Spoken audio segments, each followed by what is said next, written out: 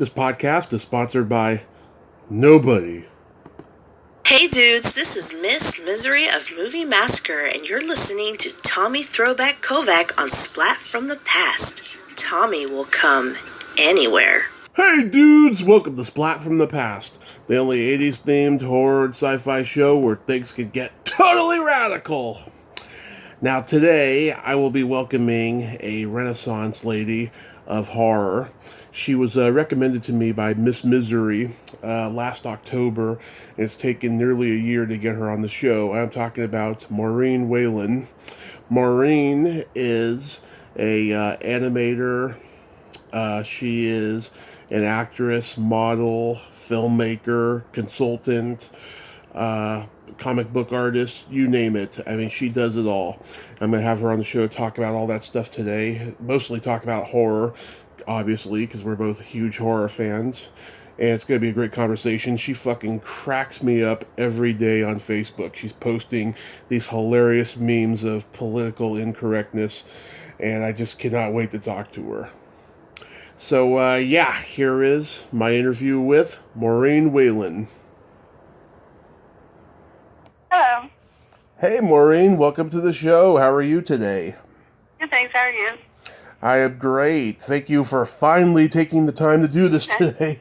It's funny because I'm all, wow, you're right at dot, too. You know, it's funny as I'm always, like, trying to clear my throat and everything before I do the podcast. I'm like, hey. Yeah. But, it's just been so freaking busy, and it's hard to schedule times. Like, this one guy's been wanting me to write out, an interview, and it was taking them more time.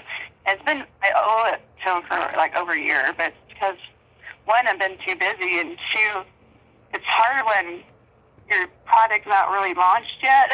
Yeah. I'm like, it's coming out. Yeah, sure. But, so you've been keeping busy? Oh, yeah. Well, for the past 4 years, I've been keeping busy. But, I mean, it's been an absolute miracle, and I'm just so blessed. I mean, even with the dark things going on in my life, I'm so blessed. Yeah, and it's been interesting times, right?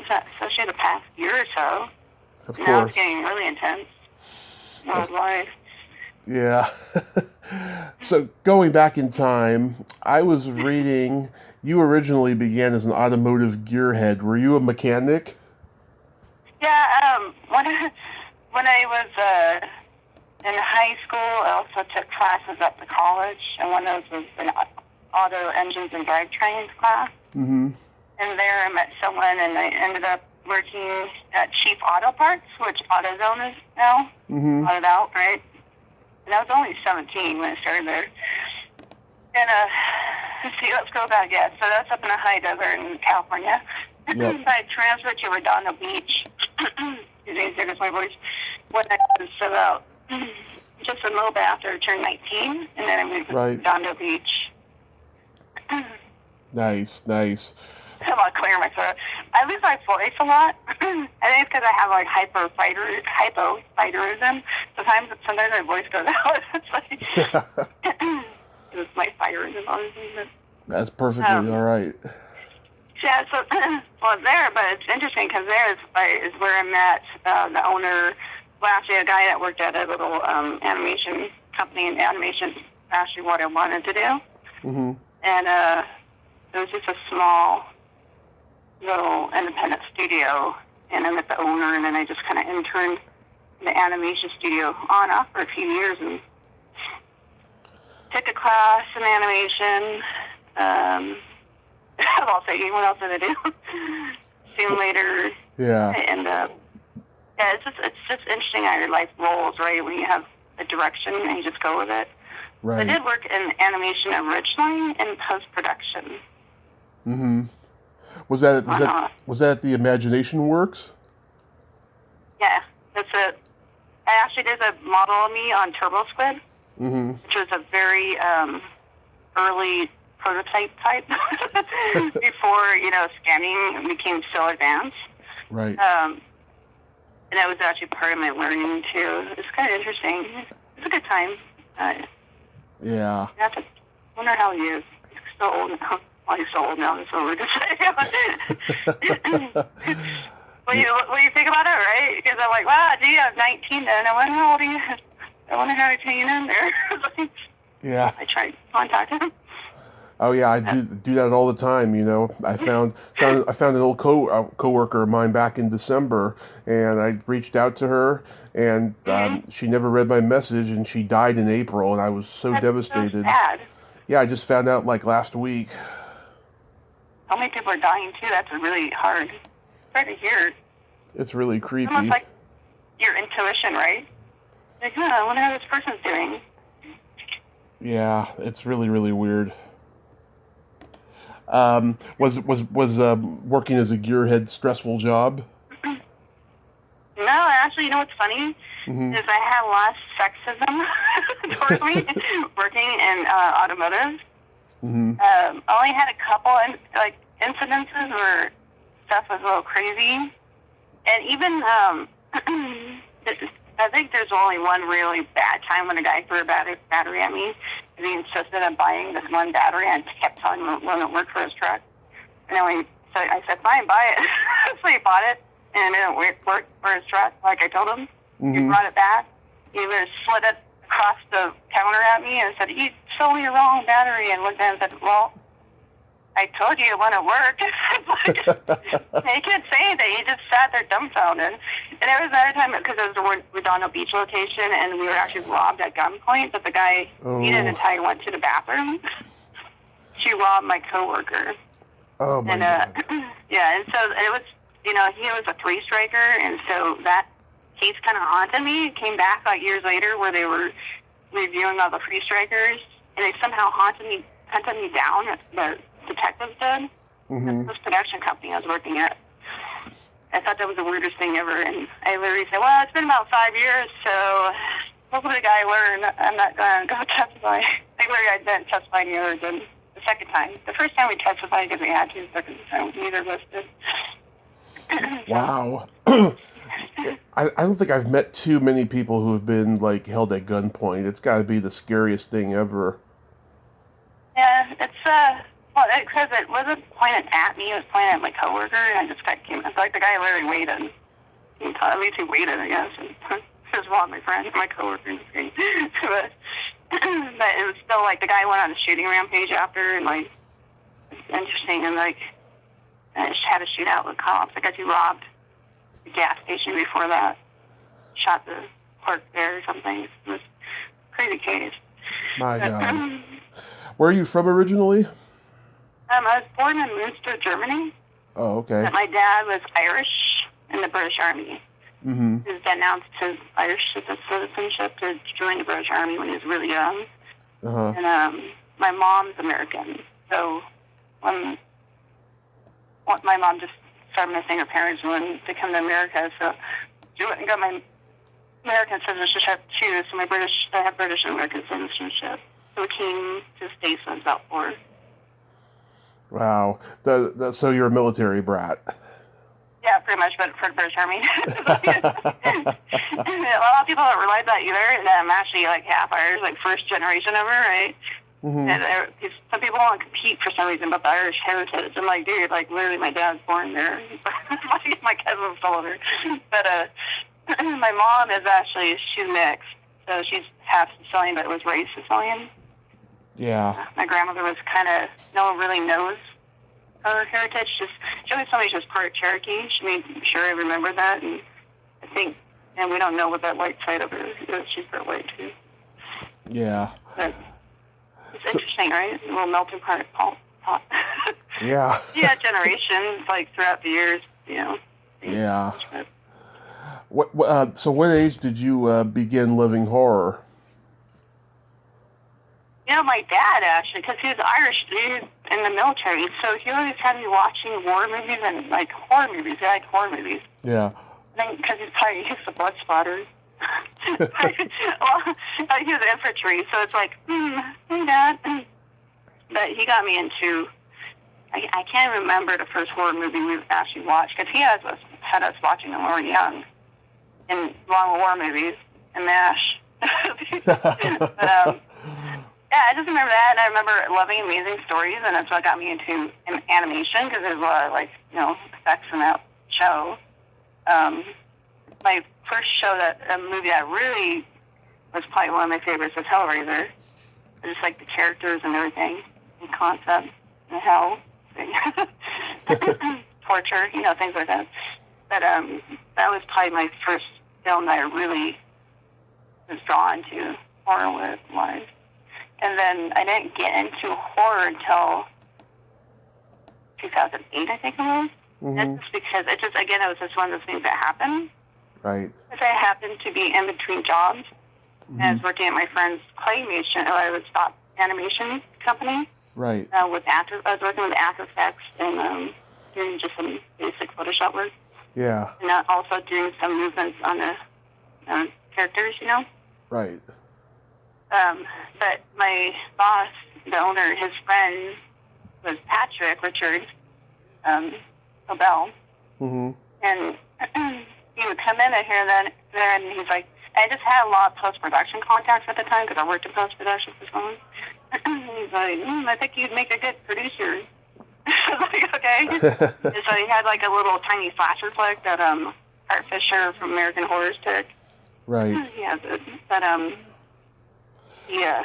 Yeah, my first horror movie was The Shining, and I was a year old. Like, my parents let me see it. Do you remember it? I have little teeny tiny vague memories at that age of it. It wasn't until I was 7 I saw it again and actually loved it. I wasn't as scared. Mm-hmm. Yeah. We had this Kodak VHS tape that had The Shining on it. And this is 1984, we taped it. In 87, we taped it over for Back to the Future, right? And that sucks. I like Back to the Future, too.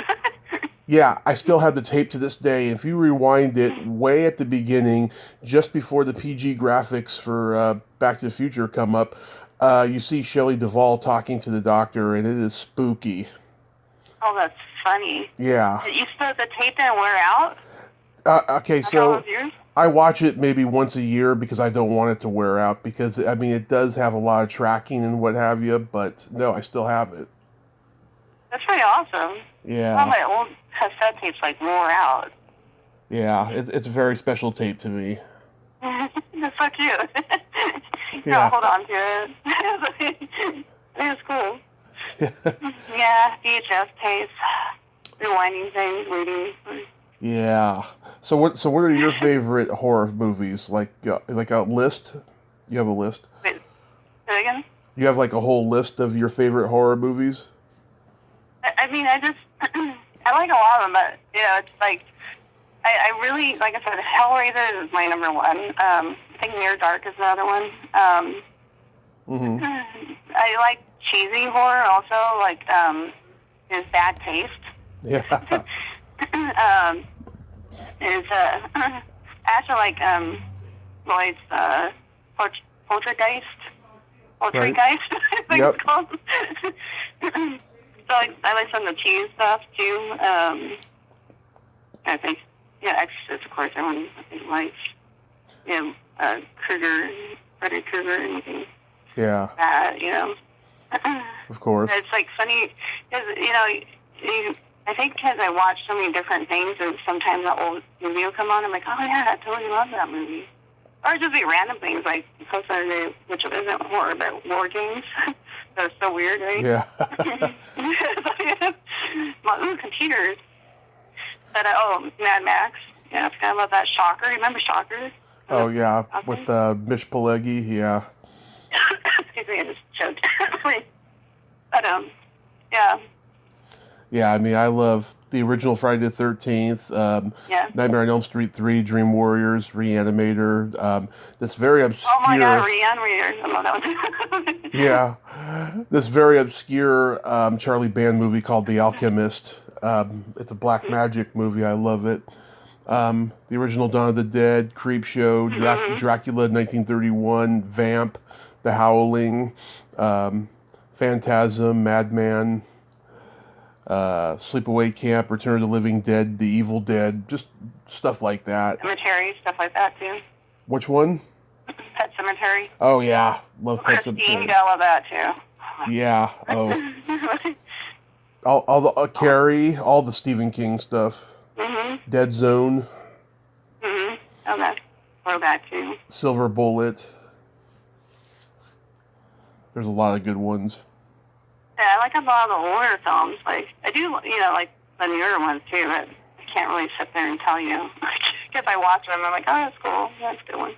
I just can't stand a lot of newer horror films and just how serious and PC and woke they are. You know, I don't know what the heck is going on there. I just can't get into it. I've only seen a handful of horror movies the last 5 years that I truly like. There's this guy Jackson Stewart. He made a movie called Beyond the Gates. Yeah. Oh, I think I remember that one. Yeah, I saw it in the theater with Barbara Crampton, who's in it. I saw it in San Francisco at the Alamo Draft House and just fell in love with it right away. And I have it on Blu-ray. A nice Blu-ray. Yeah. I'm all looking. I'm all, what are the recent ones? I'm all trying to remember. I feel bad. What were the recent films I watched? I don't remember. What did you think about the It remakes? Yeah, I liked it. It's different. It's not like the original. That's the thing is, I like original. I did like the remake. It was cool. They had fun with their little effects. Something I loved about the It movies, at least they allowed boys to be boys and talk dirty, Yeah. I love that, because it's so real. I was trying to look here, too. Oh, Misery. Misery. Yeah, I'm looking. I'm Googling online. I'm like, what are the recent films that came out? I can't remember. This is bad. I like The Conjuring. The Conjuring. Just trying to think of recent stuff. No, I feel bad. Here, we're on a podcast. What are the recent films you like? Oh, I don't know, actually. But that was an interesting one. That was kind of weird. You wrote for Girls and Corpses magazine as a freelance writer, right? Yeah, I wrote a few articles. Most of them were in print. I did have one poem in one of the magazines. I know Robert discontinued a lot of them, or he just sold out, Right. And he's focusing more, I think, on production. Mm-hmm. So yeah, my first published poem is actually in a Girls and Corpses magazine. I can't remember what issue. I can't even tell you. I have to look for it. Did you ever... It's been so long. It's it's been a few years since I wrote for him, but we stay in contact constantly. Yeah. And I do have, I think there was a couple articles that might have been online. Mm-hmm. Or maybe one. I can't remember. It was a handful of articles because again, I was working at I was doing film acquisitions for EWN, or an animation company at the time too. Yeah. But it was fun. I liked going to the event. There were some interesting fans. Yeah. It's just interesting. It's an interesting experience. But yeah, Robert's awesome. We used to go hiking together and everything. I don't live in LA anymore. Yeah. I'm outside of LA, so I don't have the exposure that I used to. But, yeah. Did you ever try to work for Fangoria? No, actually, I didn't. Yeah. No. I remember I used to go to cons, though. They used to have their cons all the time. Oh, yeah, the Weekend of Horrors. I never got to go, though. Mm-hmm. Because my parents didn't like horror and stuff, so I couldn't go as a kid. But I knew about it, of course, because they had that VHS documentary about it when the first one came out. Yeah. Yeah. They used to be so cool, Fangoria, right? I just think that they've gotten to be so woke now, and I've talked to two people who work for them, and those two people, they kind of act like they're in a cult because, they won't come back on. I know that they didn't agree with me on a lot of things I said and stuff. It's really frightening.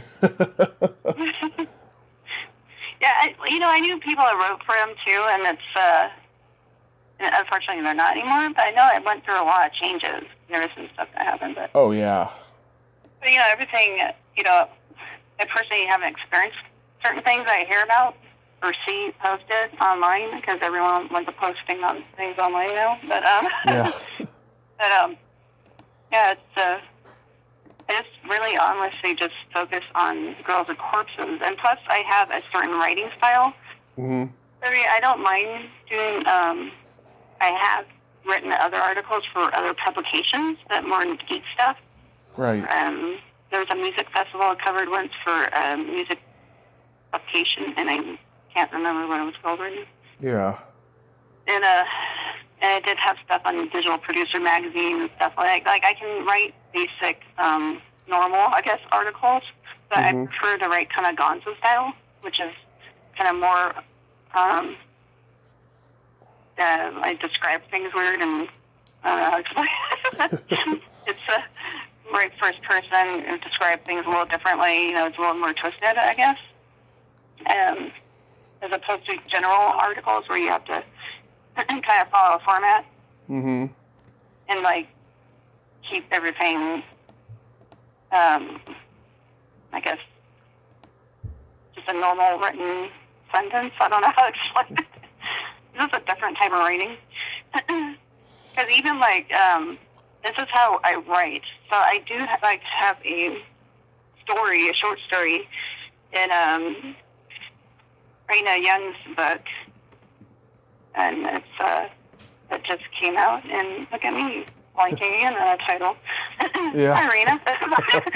Well, where did I put that book? Yeah. I worked with Raina on so many things that, well, which title is it? Oh, Scream in the Night anthology book. Mm-hmm. So I have a short story in that. Nice. Which Who is released by, okay. Who are your favorite people to meet at conventions?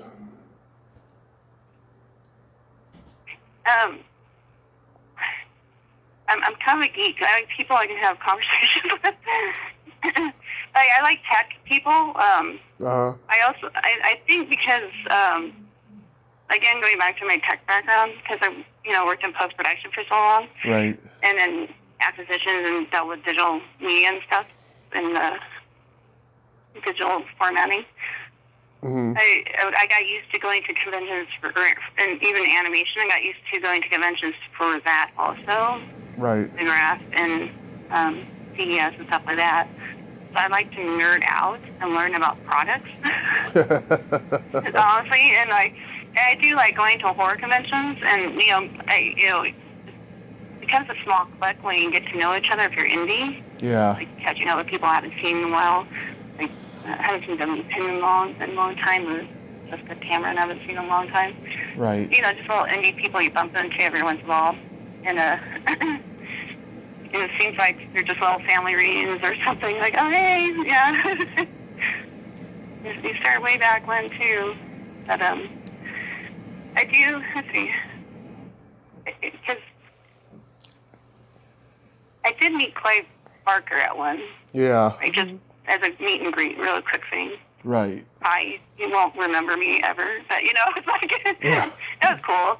But I also, because I lived in Hollywood, I met a lot of celebrities, right? So Yeah. I would bump into celebrities regularly, honestly. So on the street, I met people like Christopher Walken, Yeah. So that's out on the street. It's not at a convention. It's on the street, which is cool.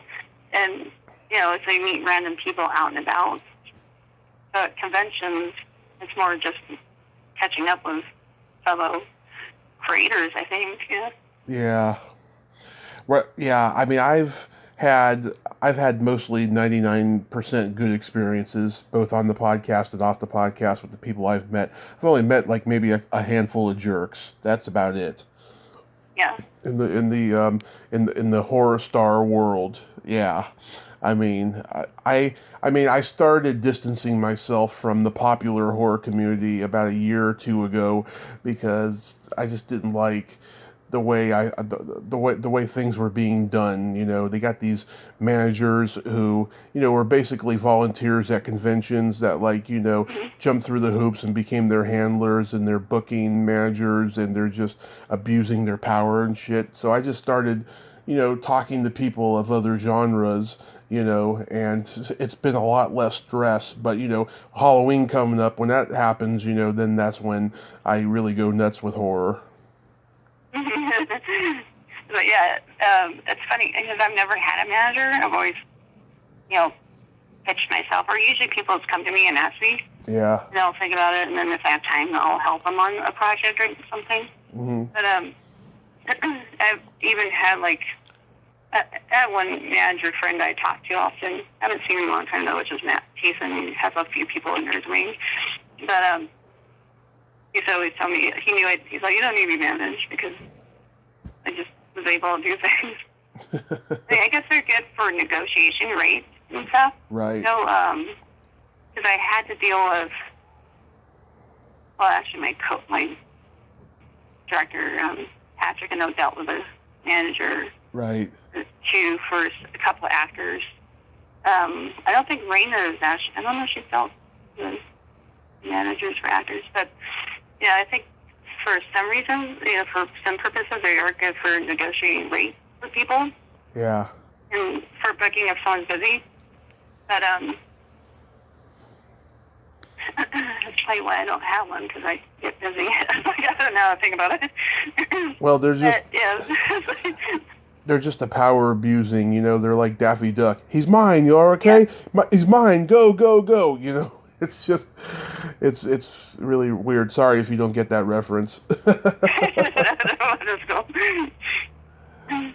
Yeah.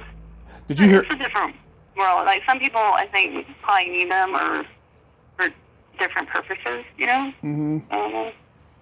Like myself, I just haven't needed them. Like, I guess because I didn't get into the industry originally to be famous or to act or anything like that. Yeah. Like, when I've acted, just because someone's asked me to.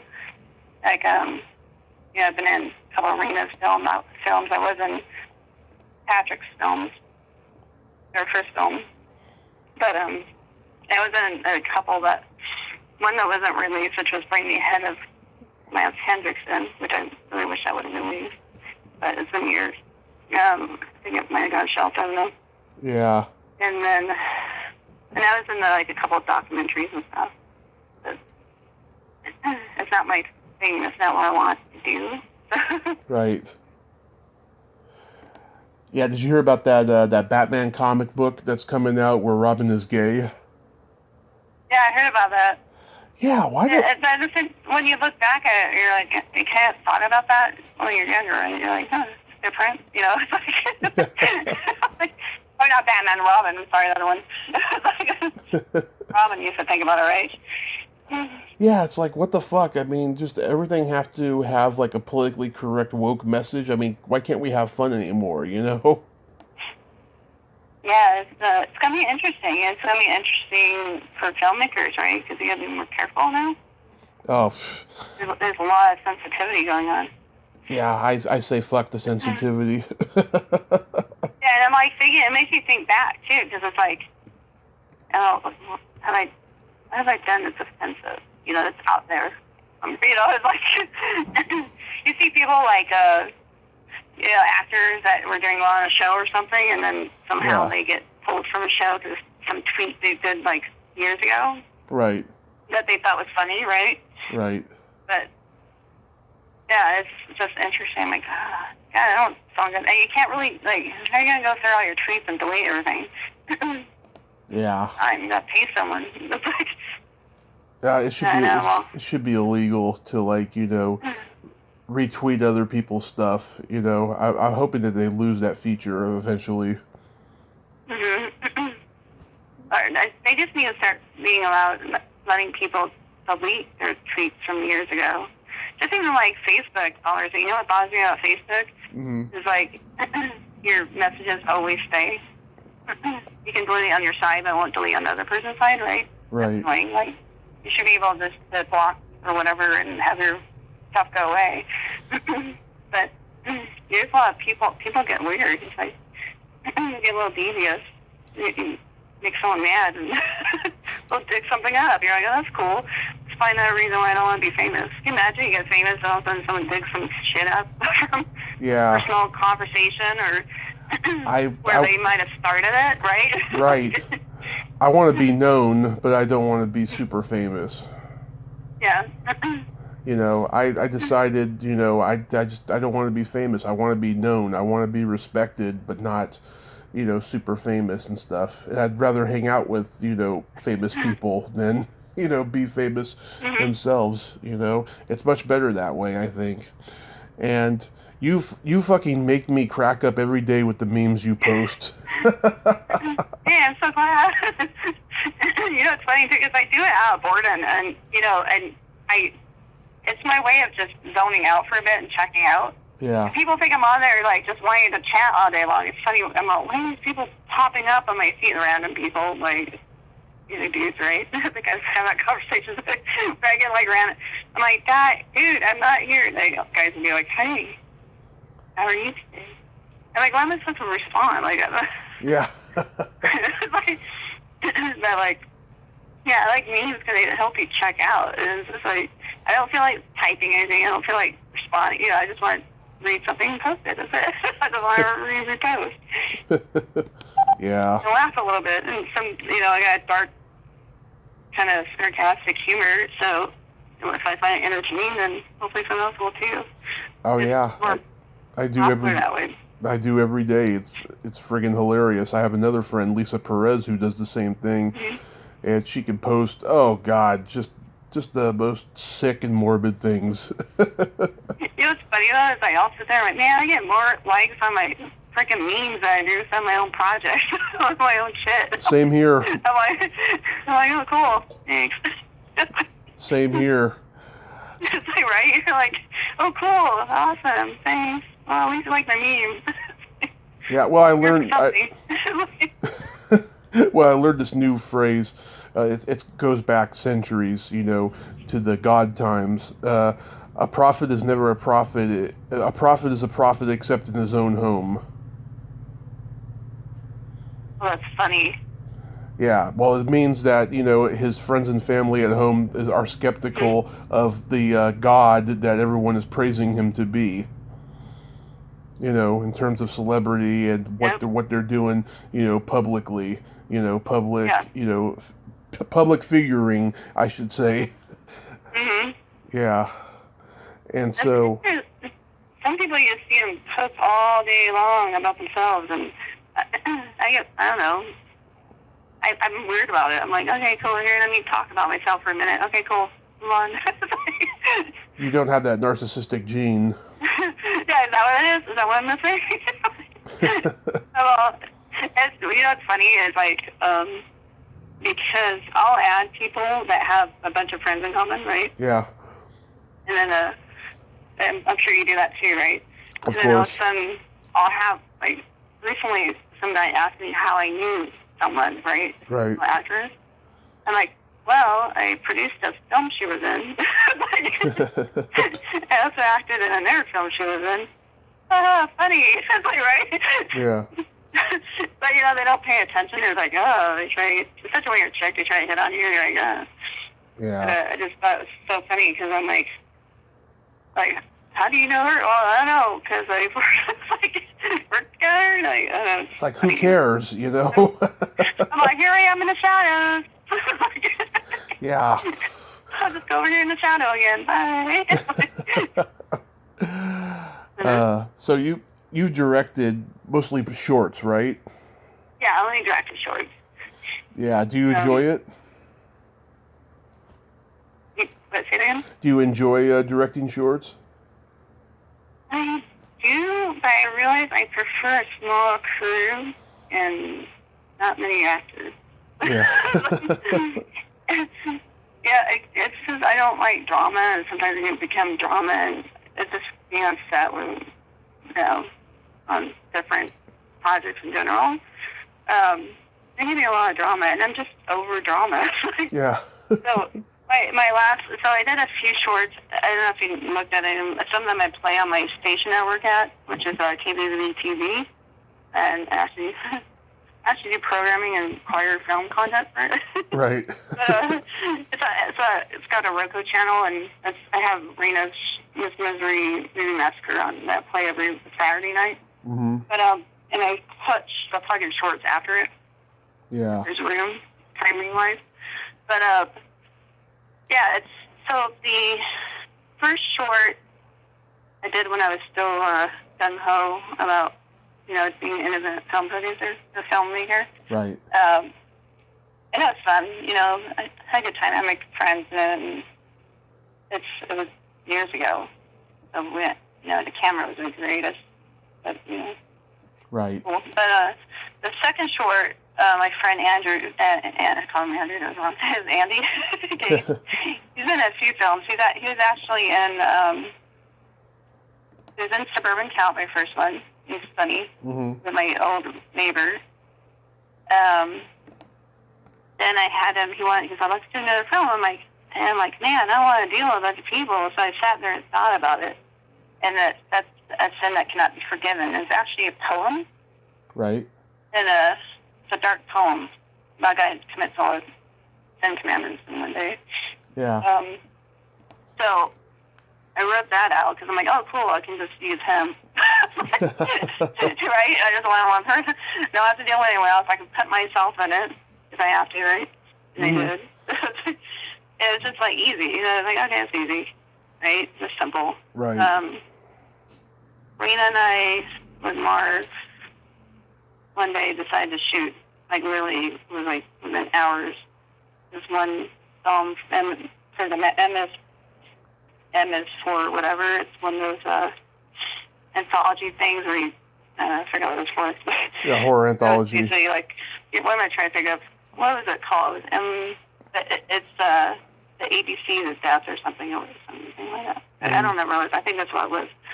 But it was a contest type thing. So we didn't make it to one of the main first rounds, but the second round, we didn't make it. Right. But it's for miscarriage. So it was easy because I just used my camera.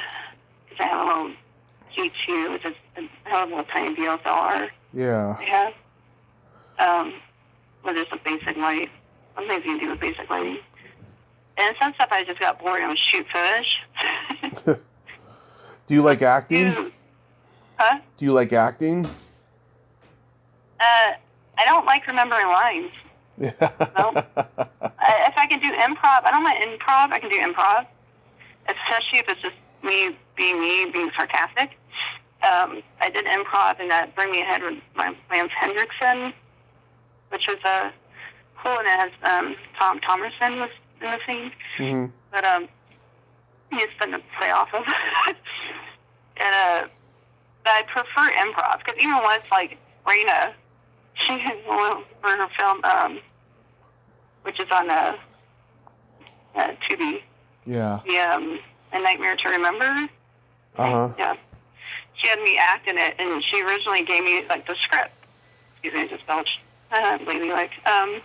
But she gave me the script, and it was like kind of a long thing, paragraph to remember. And I looked at her and said, "Girl, I am not going to remember this. I'm not one of those people. I'm not going to remember. Just give me short lines. I'm good." So I felt bad. But she's, we're friends. We've been friends forever. Mm. Yeah, I can't remember, like, long content. It's like, just keep it short for me. And I think that's why I'm better with the improv. A lot of it, I think, because I am dyslexic, I dealt with it over the years, so I'm not super bad. But, it's just, sometimes your mind gets kind of wacky. Yeah. But I don't like remember lines. Even when it's my own shit and I write it. I'm like, what did I write? Yeah. Acting in my own shit. What? I get to remember it and just laugh. Like, I know it's my film. But, yeah, like, even when you, like, you do these things, or you go to a convention or you speak publicly, it's funny because I took a speech class because, I'm back in school. Yeah. And I realized I never outline anything. I just say what comes to mind, right? So I'm not an outliner. I'm not going to remember. Oh, this makes sense now, but yeah. Yeah. Is it true that you worked on the South Park movie? Yep. That was my first feature, my first box office hit. I was only 20. Uh-huh. And so I was an additional animator and modeler. That's so cool. And I had 2 credits at the end, if you look at the end. It was a fun time. It lasted a year. It was, the studio was in Marina Del Rey. Mm-hmm. It was long hours. I worked during the day also, so I worked on that at night because I was additional. I wasn't like a lead or anything. And I worked during the day at Crest National, which was a post-production house facility. And then I would go home, take a short nap, and I was on call. And then if I got called, then I would take my little half-an-hour nap and then run over to South Park from Hollywood to Marina Del Rey and literally survived most of the night off of coffee and Lucky Charms or whatever cereal they had. Yeah. But, back then I had the energy, right? Because when you're young, you have this weird energy where you survive without sleep. So I did it for about a year, and I think it worked out post-Logic during that time, and then it got a little difficult. I did quit for a minute, but they asked me back to help wrap the film up, and I did. And I remember at when they were finally putting up to finalize because they wanted a better rating on it, it's like rated R and stuff. Yeah. So I went back in, and I literally stayed. Was it Friday to Saturday, or was it Saturday to Sunday? But anyway, it was like a 6 p.m. to 6 a.m. thing. Mm-hmm. We literally stayed that long just to finish the film. And I remember all of us being delirious and going to, I forgot where we went. It was like not a coffee shop, but and Denny's. It was like a cafe. Yeah. Eating and like half dead. And I don't know. I was able to drive functionally back home.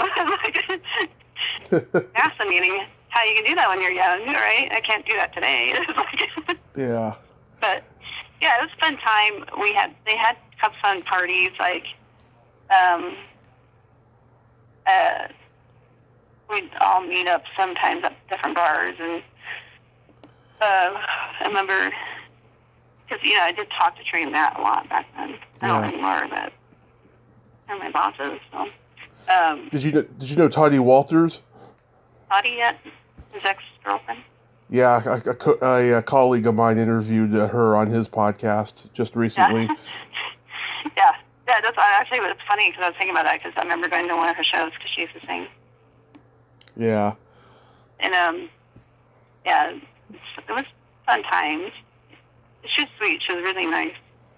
And then we had a fun rap party, because it was like a Halloween party. Right. It was fun times. That's funny that you said that because I literally was thinking of her right when you said that.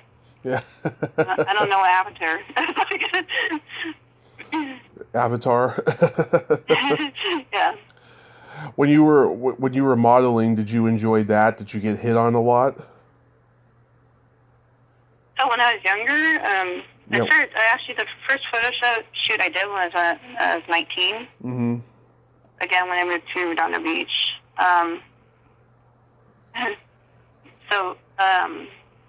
That photographer went on to shoot for Rolling Stones and stuff. Yeah. I have those pictures still. It's back when they only had print. Then I did have a quote-unquote manager interested in me, and he was weird. Mm-hmm. I was like, oh, you can move in. No.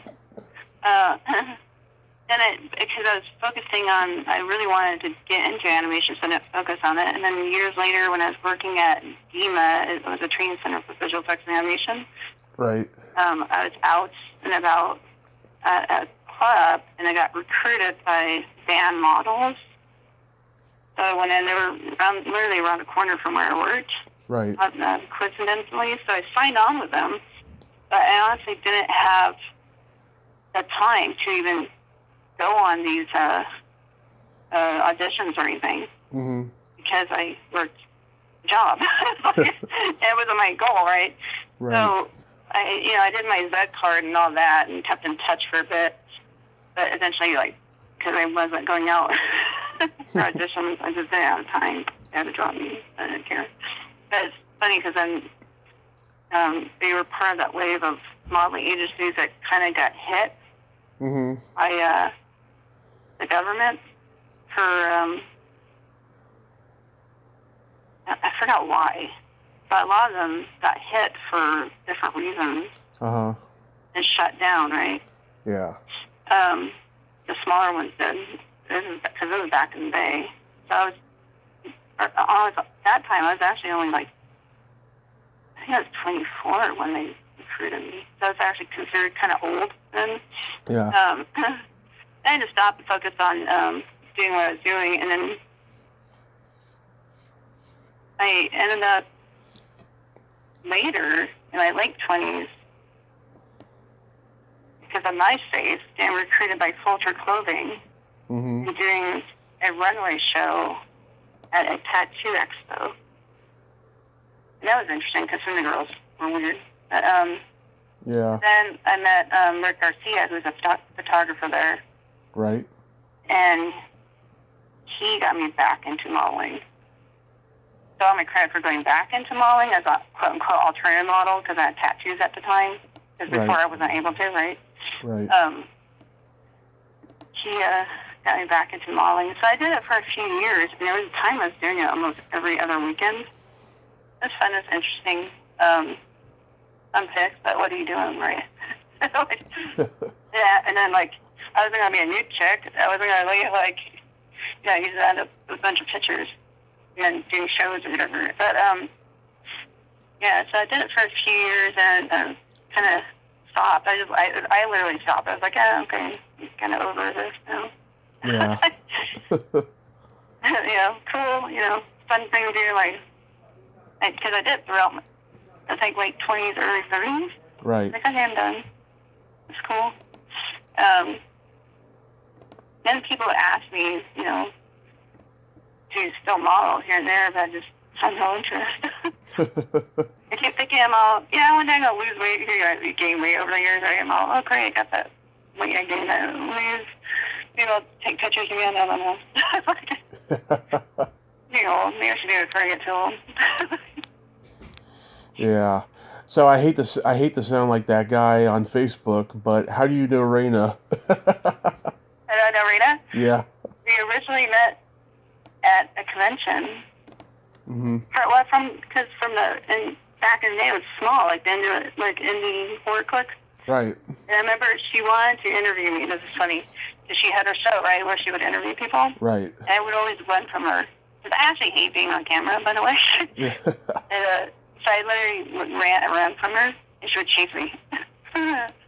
Interview me. Then we became friends. And when I have my final interview with you, it was head. I usually hide from cameras. That's the other thing I do. Even when I see photographers I know out and about, and red carpets, I'll do red carpets there and there, or I would. Yeah. Some of them I would just avoid because I just, because you always have to overthink being on camera. Oh God, am I posing right? Let me set that in. I mean, yeah, you can do touch-ups, but okay. But yeah, it's funny. Yeah, I remember I kept hiding from her the first time she wanted to interview me. We became friends, and she wanted me to do, she did her own, this is when women horror was a thing, the month was a thing. Right. The first one, it was the very first one, I think. She did a little signing thing at Dark Galaxies. Right. I did that. And then we really just became, we hit it off really quick. I don't know. Yeah, I mean, I met her 3 years ago on Facebook. The podcast was relatively new. I was starting.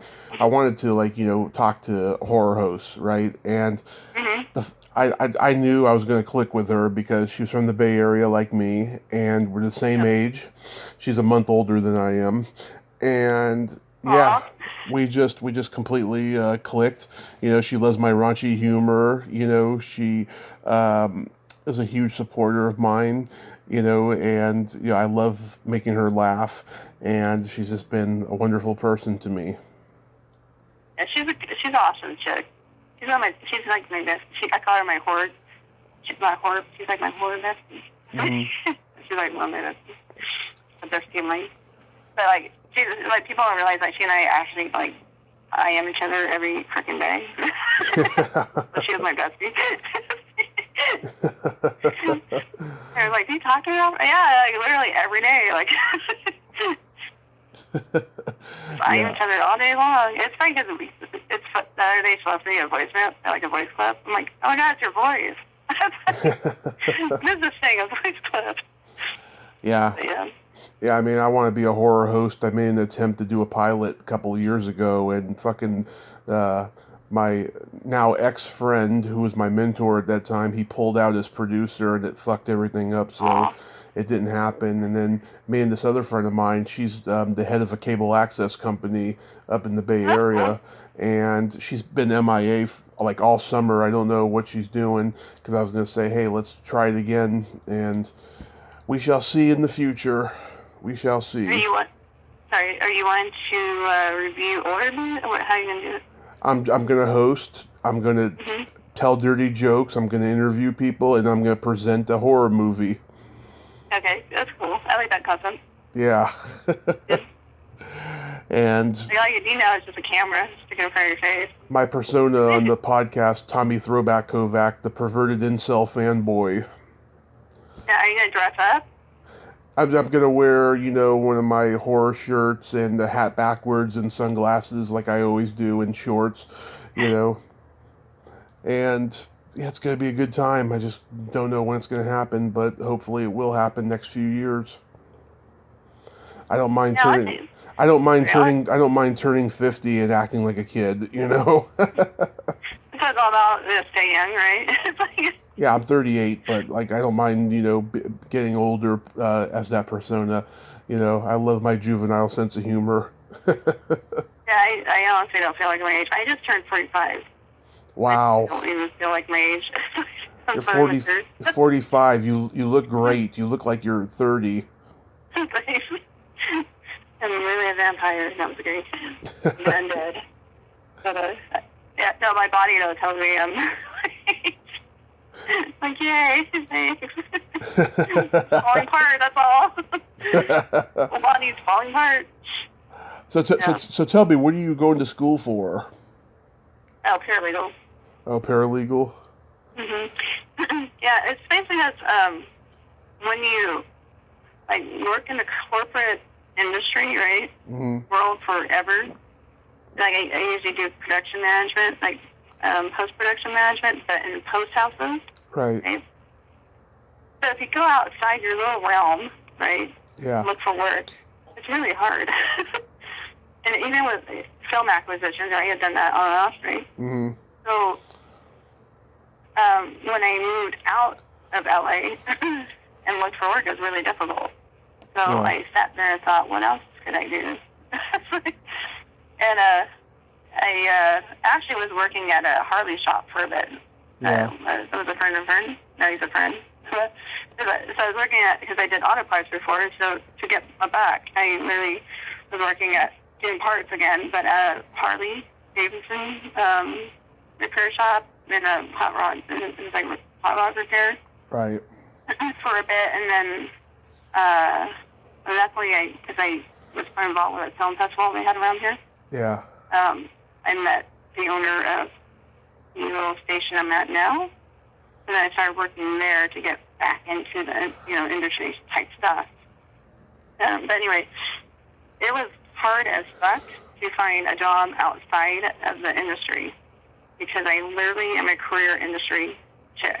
That's all I know since I was 19, right? Right. So when you take your resume and you show it to someone, and people don't understand, management's different. It's just different. I can't go retail. It's different. But yeah, people didn't know what to make my resume. They didn't really. It's like Greek. The other people. Yeah. outside the industry, right? Mm-hmm. What's post-production management? People don't understand it. They don't understand they're like dealing with Excel spreadsheets and different databases all day long and just bringing down files and shit.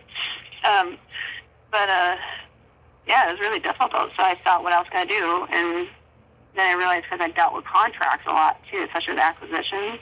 Yeah. And and even with the training center, because I had to get the training center, approved by the government.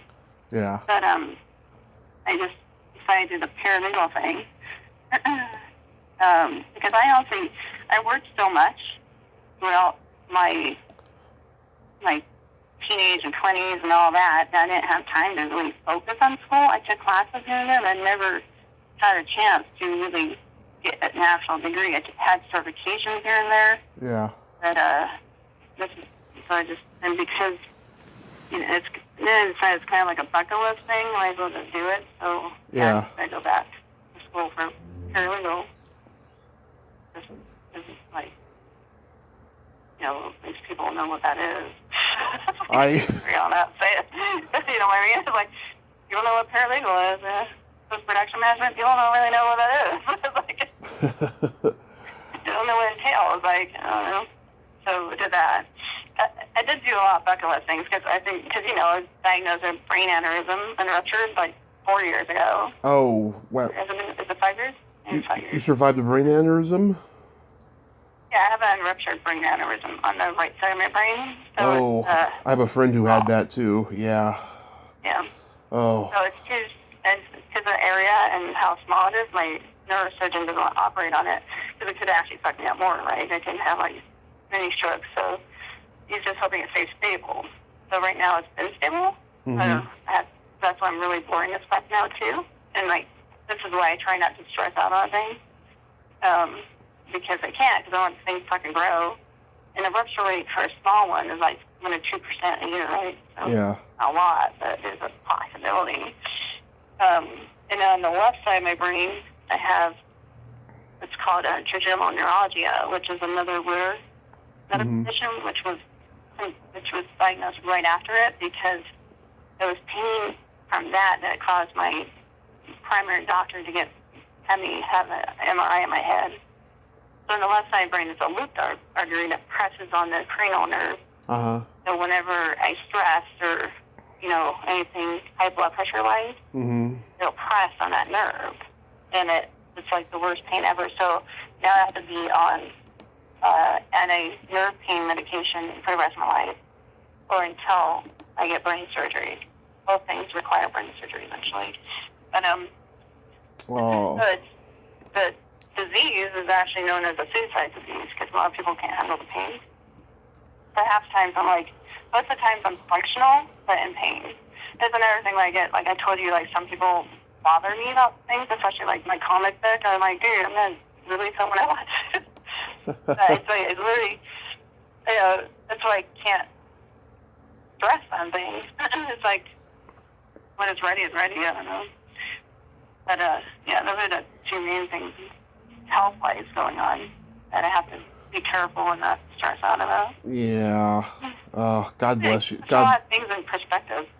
Yeah, God bless you. I mean, I know we all have our different health issues. I mean, I had a car crash 6 years ago, and I broke my leg in 7 places. I got arthritis. I had a heart attack. I had my sternum crushed. You had a heart attack? You're so young. Everything, yeah. Well, I was drinking. I was obese. Yes, I do have a stent. You're so young. I know, but I'm very blessed. Okay, sorry. No. You're so young. No, You're good now? I need to lose, at least 100 pounds, but that's been difficult because of lockdown, and plus we have fires over here, so I can't go outside when there's the really bad fires because the smoke really hurts my lungs because my lungs were compromised in the accident too. That sucks. Yeah. But so that's up north? There's all the fires? In Reading, yeah. Well, that sucks. Yeah. Well, that's funny here. We've been here 4 years. We're hoping to move next year, so we shall see. Yeah, I hope so. I don't want to spend another summer up here with the fires and just the 120-degree heat. Oh, it's bad up here. Oh my God, the heat is. I lived in Arizona for 3 months. That was bad. Oh God, you're all, oh, this is great, and then all of a sudden it gets hot. You're all, fuck this. Oh, yeah. It's Yeah, terrible. that's the other thing with the heat too, though, because it's like it causes so. It's like, oh, this is great, it's so nice and sunny, but then it actually fucks with your health, right? Yeah. Other, like cardiac related, like cardio related, like with the aneurysm or even with the heart. It's like you gotta watch your blood pressure now. Yeah. It's like you don't want that stuff, right? It's very hereditary. Very hereditary in my family, high blood pressure. Mhm.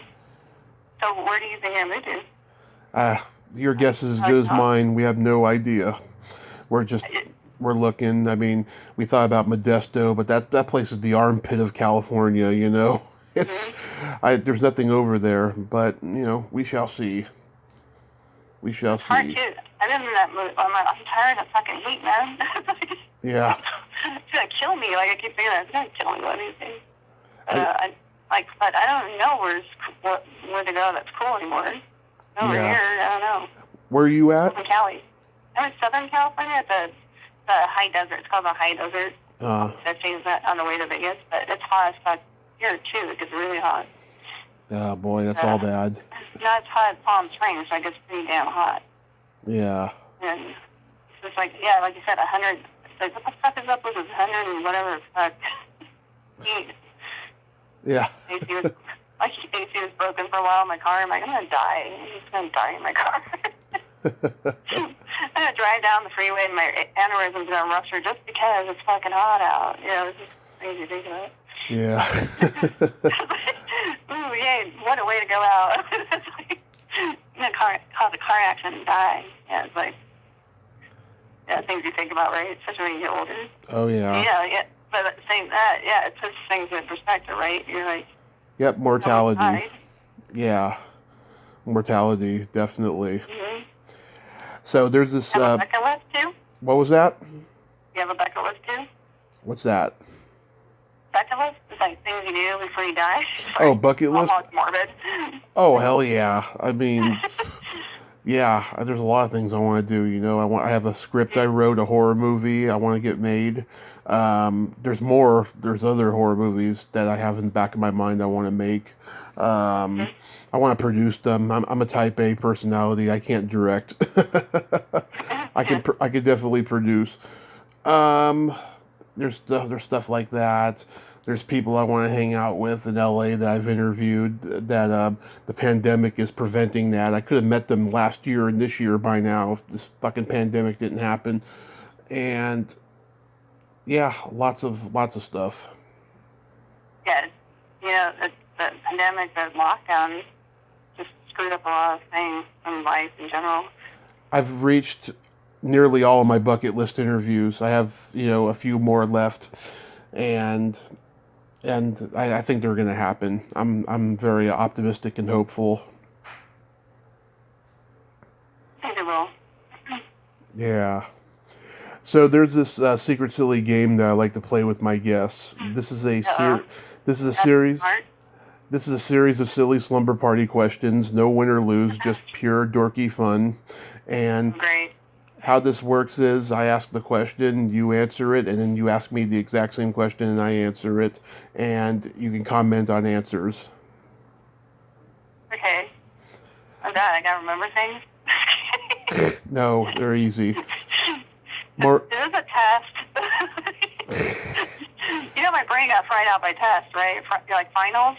Well, people always forget to ask me the question afterwards, so it's okay. I can always remind you. Don't worry. Oh, okay, cool. Okay, Maureen, are you ticklish? Yes, I am. Are you ticklish? Yes, very ticklish. I've been known to hit people in the groin if I'm tickled without warning. Oh, nice. It's good to know. Yeah. But I do love being tickled. Yeah. And pretty much on my sides more, and like behind the knee. Yeah. Or like even like sometimes I go to the doctor, they do things like tickle. Yeah. The shot tickles. I'm scared. Yeah. Mm. What's your favorite part of the body? It could be anything. A car? Favorite body part? Oh, body part. How about I said car? I thought you said car part. Favorite? I like eyeballs. I like looking at eyes. Yeah, that's a popular one. Yeah. What's your favorite part of the body? The belly button. Oh, mine's hers. Really? Do you have a innie or outie? Any? Same here. It's very deep. I can hide crystal meth in there. No, that'll be popular in my neighborhood. Yeah, I don't live in a gray area anymore. People love it here. Well, some people love it here. What color are your toenails painted? Oh, right now? Oh, I actually did paint them this thing. They're like a purple. What color are yours? Love it. Mine are pink. Oh, nice. Yeah. Very close. Yes. What would you say is your best personality trait? Oh, I'm crazy as fuck. How about yours? I have empathy, but I have no filter also. Mm-hmm. Yep, see, no filter. This is one of my favorites. What's your favorite place to have a quickie in? A quickie? Oh, God, I'm so old now. That's a hard question nowadays. I mean, back in the day. Yeah, I used to like nature a lot. Yeah, same here. And like, I remember once on a rock. Oh, yeah. The TMI? No, not at all. Okay, I was like in a mountain somewhere, but I was so young. I used to be more adventurous when I was younger. Oh yeah, I mean, one time, I was butt fucking an older woman in a nature park, and I shit you not, a deer walked past us, took one look, and then started walking again. That's hilarious. I wonder if the guy in kind of seeing is him, listen to this now. He's gonna think I'm wondering, like, it's been boring. We're not boring. Oh yeah, I mean, I used to love to give finger quickies in the movie theater and stuff. I remember those days way back then when I had my energy and vibrance to me. You might still do that now though, because everyone's scared to go out. Yeah. The movie theater's quite nice and empty. Yeah. Or you could always rely on nature. I mean, I have this fantasy of eating a girl out while she's sitting on a log. Oh, there you go. Yeah. Frog jumps up. An alligator. That's fun. And then my favorite question, my absolute favorite question, is there a stinky smell that just makes you gag?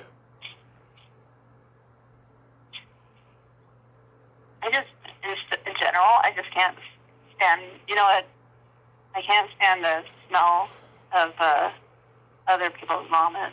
But also, yeah, my mom has this old cat, and he has this worst shits ever. Yeah. And I can't stand the smell of that either, so there's that. Like, I don't have a kid.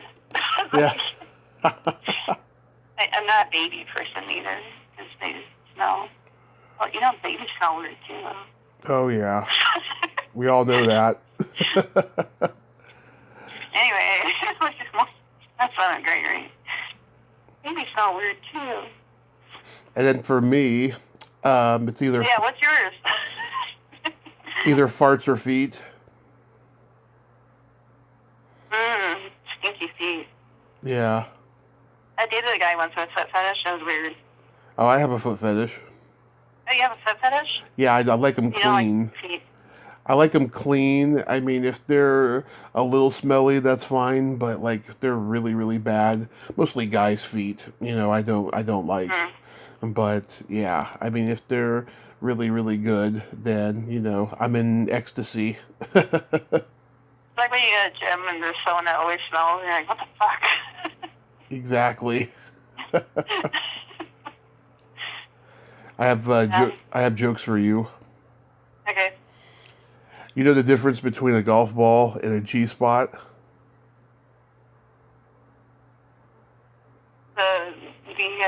golf ball and knows how to get in the hole. Okay. A man rather spend 20 minutes looking for a golf ball. Oh, that's funny. What do you call a boy that doesn't masturbate? A boy? A liar.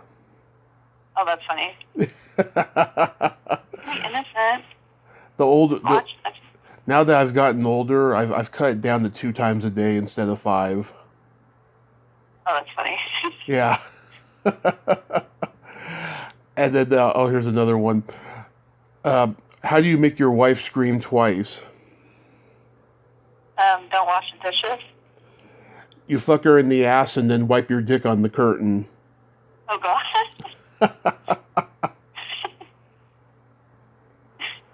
That's my absolute favorite joke. You know who told me that? A woman told me that. That's funny.